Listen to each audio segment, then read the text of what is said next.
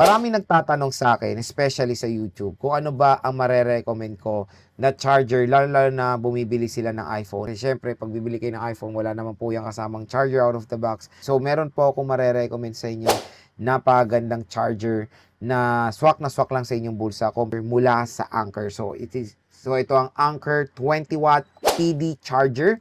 So, ang maganda dito, natutupi yung kanyang charging pin. Maganda to for travel, di ba? At very compact lang siya, napakaliit.